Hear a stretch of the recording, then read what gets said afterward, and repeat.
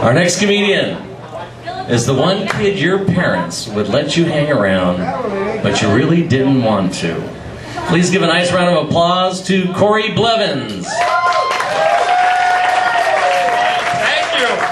Oh, man, thank you. I want to take a second here. Apparently, we've got a busload of some El Sambodians that just pulled up, and they're staying here for the night. So let's welcome them. They look a lot like Japanese. Did you see any of them around here?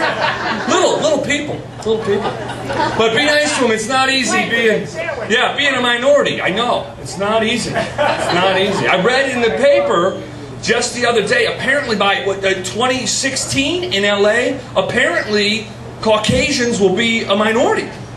It's true. It's true. And I really, the only thing I got to say about that, I'm getting real sick of the man, all right? Real sick of the man. I'm keeping my people down too long. Finally get to go to a march, which I've been wanting to do. I don't know, do something fun. Like a lot of you people, I was about 12 years old. My dad sat me down to have the talk. You know, we all have to talk. He sat me down. He said, little girls are a little different than boys. Little boys at 12 years old, it's time they get a job, all right? It's time you get out and work. Freeloading son of a bitch.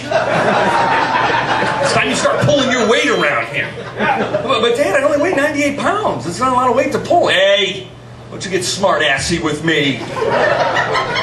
Smart-assy 12-year-old. What's next? That was the thing with my dad. He always said, what's next? We always would wait. You know, what is next, Dad? What's next? I don't know. Just go out there and get a job. I don't know. But I didn't have any skills. 12 years old. You need skills, right? I had skills at 12. I knew a little bit of algebra. Played the snare drum, and I could fart with my armpit, but that was about it. Really not a lot of jobs out there with a resume like that. Apparently they got a really tight union. Make it rough on the rest of us, but I don't know. What are you doing at 12? You babysit, right? You mow lawns, anything that's hush-hush, that pays under the table, because apparently the government has deemed it illegal to work at 12. Something about child labor laws, I don't know. Some kids in India were making rugs, Amnesty International got pissed, I don't know. But in my town, you could caddy. You could be a golf club caddy. In the club there was Makalak Hills, which was Indian for land with dead grass. So, one of these type of places, cheap place, crappy course. They didn't want to put any money into it. We don't water the lawn, and we pass the savings on to you, I think was their motto. But you kind of, applying for the job was kind of like going to a speakeasy. You know what I mean? They didn't want to say anything that they were applying, taking 12-year-old applications. So you kind of wandered up and talked to the main guy, and he said, yeah, you're hired now. Just go over there and stand with the rest of them. Anybody asked you kids why you're not in school, you don't know me, all right? Just go out there. But I was happy, 12 years old. I had a job, and we stood out there, we waited for the golfers with our chests out, right?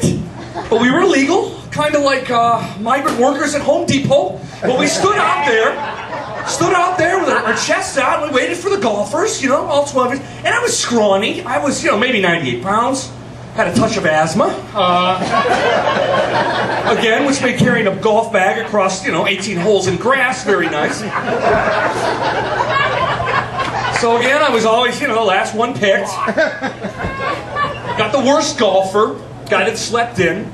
Dr. Lichtenstein was his name, German guy, who, I'm still convinced was a Nazi who was hiding out in Michigan after the war, had a thick accent. I don't even know he's a doctor. Probably just did some crazy medical experiments on people back in the war. And he had a huge bag, giant bag that I'm carrying, and I couldn't keep up. I don't know what he had in there, an x-ray machine or something. And I'm trying to keep up with the guy, and I'm carrying the bag, and he's getting upset. My eyes are watering from the weed allergy, you know what I mean? It's kind of like having Nicole Richie as your caddy. Do you know what I mean? Me at 12 years old. And he's got this German accent. He's getting mad at me. He starts ribbing me when I catch up. Caddy, you are subpar caddy. The other caddies are genetically superior to you. Do you know you carry your bags like a little Jew? He said it, not me. That was his words. And I don't know, at 12, maybe I am Jewish. My mother was half Irish. I figured it's an ish, you know? I'm not circumcised. I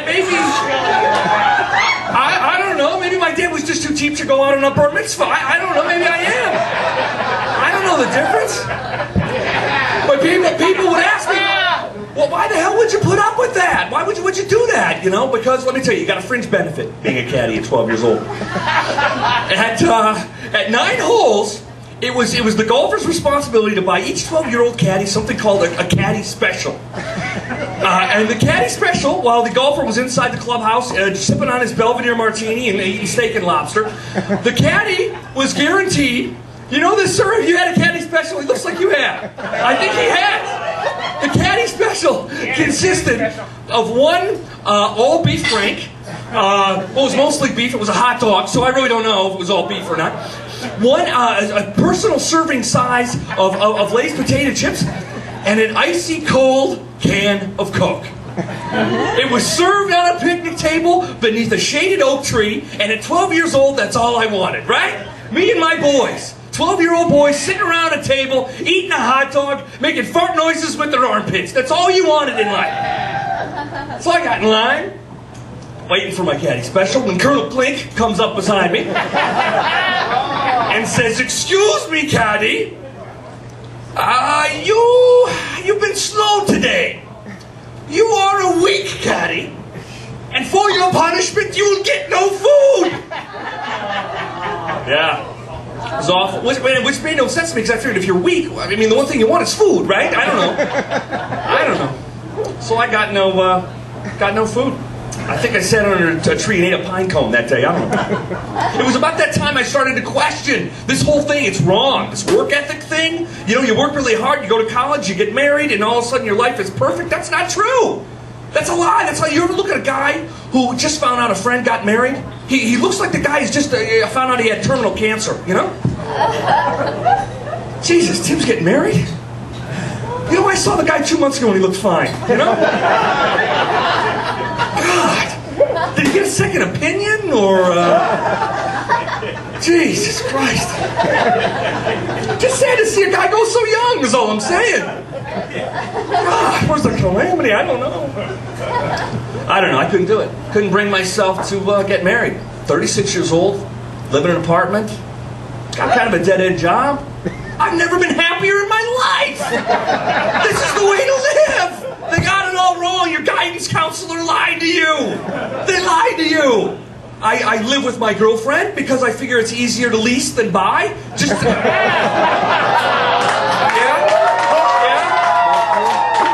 Apparently some others in the crowd are feeling the same way. It works out for me. Yeah. But I noticed, anybody else agree with me? I noticed living with a woman is a little different. We're going through toilet paper faster than I ever went through before. You go through a lot of toilet paper. I didn't get a membership at Costco to pay for this stuff. I'm telling you, I'm buying toilet paper by the pallet, you know? And we're still going through. I keep expecting to go up in the attic and see her building a nest. Wrapping a dead body. I don't know what she's doing with this toilet paper. But in defense of the women that are here tonight, women, you use toilet paper for other things, right? A lot of other things. The other night, my girlfriend and I got locked out of the apartment. She found some Kleenex in her purse, spit on it, and molded a key. Amazing. Amazing what they do. You guys are great. Thank you, Kofi.